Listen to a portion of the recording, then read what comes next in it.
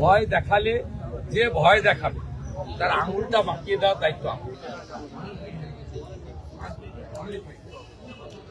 দাদা, ভবানীপুরে ঘরে ঘরে দেখা যাচ্ছে যে রাস্তায় রাস্তায় মানুষ বেরিয়ে আসছে, তারা কি ভয় কাটছে? ভোটে হারবে, ভোটারদের জিজ্ঞেস করুন বলেছে। ভয় কাটছে?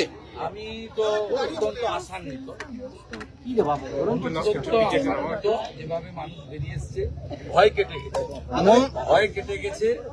মানুষ মোদিজিকে সমর্থন করছেন আর স্থানীয়ভাবে আমার উপরে আস্থা রাখছেন। শুভেন্দু অধিকারী আছে, ভয় দেখালে যে ভয় দেখাবে তার আঙুলটা বাঁকিয়ে দেওয়ার দায়িত্ব আমার। মমতা বন্দ্যোপাধ্যায় বলছেন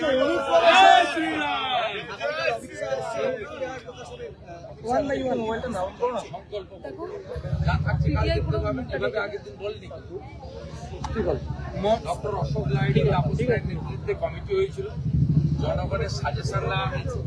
পশ্চিমবঙ্গের অর্থনৈতিক অবস্থার উপরে দাঁড়িয়ে যা মানুষ চায় কালকে অমিত শাহ সেটাই করবে। তাতে কি আছে দেখার জন্য অপেক্ষা করুন। মমতা বন্দ্যোপাধ্যায় বলছেন অনুপ্রবেশের সমস্ত দায় কেন্দ্র সরকার এবং মিলিটারির ওপর, বিএসএফ এর ওপর। 600 কিলোমিটার জমিদার নিয়ে উনি যে অপরাধ করেছেন ভারত মাতার সঙ্গে, ক্ষমার অযোগ্য। ভগবান ক্ষমা করবেন। আমরা ভারত মাতা বলি, ভারত মাতাকে অসুরক্ষিত করার কাজ এই মুখ্যমন্ত্রী করেছেন।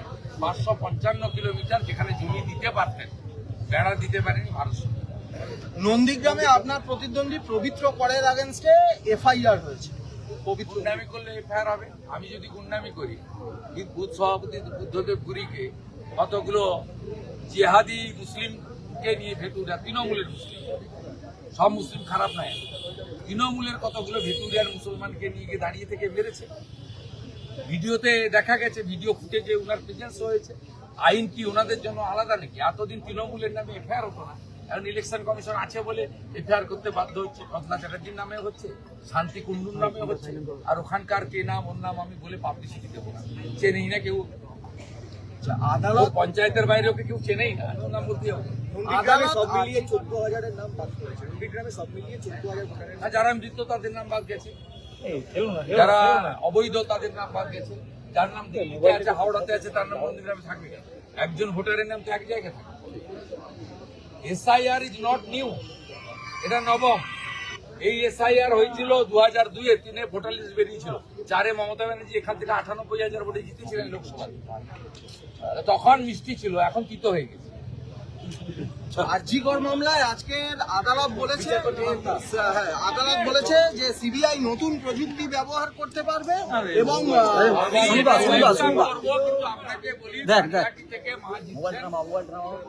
আর আমরা সরকার করছি, নতুন সরকার অভয়ার পরিবারকে বিচার পাইয়ে দেওয়ার কাজ করবে এবং বিনীত গোয়েল, সন্দীপ ঘোষ সহ মমতা ব্যানার্জিরা যে কনস্পিরেসির সঙ্গে যুক্ত ছিলেন, নির্মল ঘোষেরা, আমরা সামনে আনব।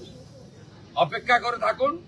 সরকার হলে আমাদের কোনো কোর্টেও যেতে হবে না, কোনো এজেন্সির কাছে যেতে হবে না।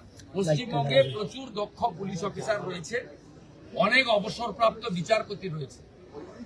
দক্ষ পুলিশ অফিসারদের দিয়ে সিট, সিআইডি বানিয়ে আমরাই প্রশাসনিকভাবে অনেক কিছু করতে পারবো।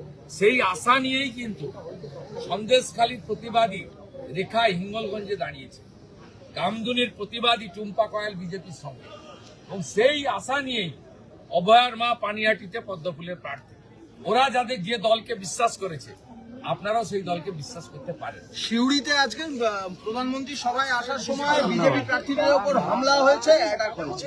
কোন জায়গায় হয়েছে? এটা হয়েছে সোৎসাল এলাকায়।